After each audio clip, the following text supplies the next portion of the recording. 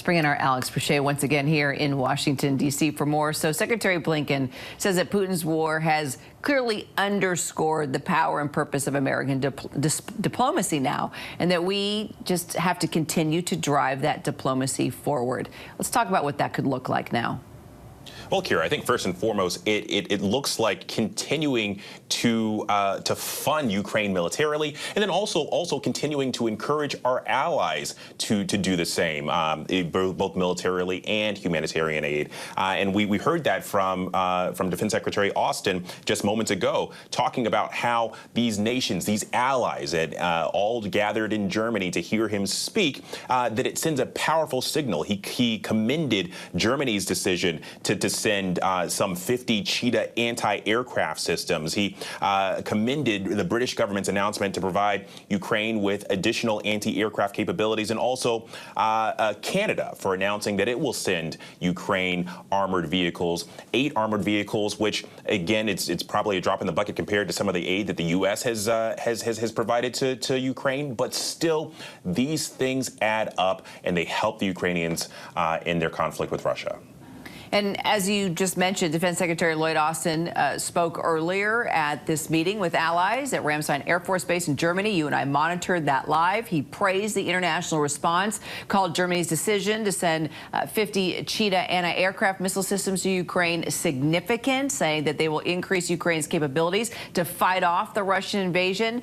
What kind of message do you think this sends to Russia? Because clearly there is a confidence now among both secretaries of state and defense, along with NATO allies, that, you know, it's close to Russia really needs to think about turning in the towel.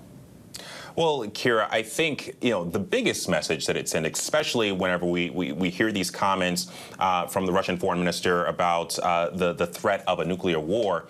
Well, the U.S. is moving straight ahead with continuing to fund the Ukrainians with the military supplies, and also encourage our allies to do the same. So that threat of a nuclear possibility is falling kind of flat this morning. But something else that Defense Secretary Austin brought up was that Russia ultimately, after this conflict is over, is going to be weaker than whenever it started. You talk about all the casualties that they've suffered, all the military equipment that they've lost, and then you couple that with a lot of these sanctions. They're not going to be able to replace this military equipment. They're going to have a harder time replacing what they've lost since the start of this war with Ukraine.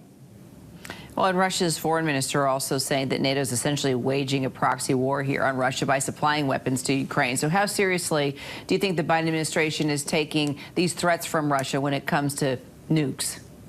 Well, look, Kira, I mean, I think, look, it was clear that at the start of this conflict, the Biden administration was very, very tactful in the verbiage that it used, and also the messages that it was sending. You heard this repeated hard line, no boots on the ground in Ukraine, because they were worried that would escalate into World War III, a nuclear war potentially. That no-fly zone was a hard line no, because they were worried about it escalating into another world war, potentially nuclear war.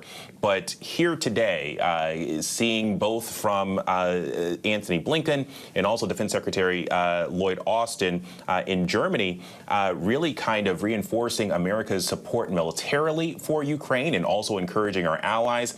Those threats now, at least the threats that we heard from the foreign minister of Russia yesterday, seem to be falling on deaf ears. All right, Alex Presha, we'll continue to monitor all the developments, of course. Thank you. Hi, everyone. George Stephanopoulos here. Thanks for checking out the ABC News YouTube channel. If you'd like to get more videos, show highlights, and watch live event coverage, click on the right over here to subscribe to our channel. And don't forget to download the ABC News app for breaking news alerts. Thanks for watching.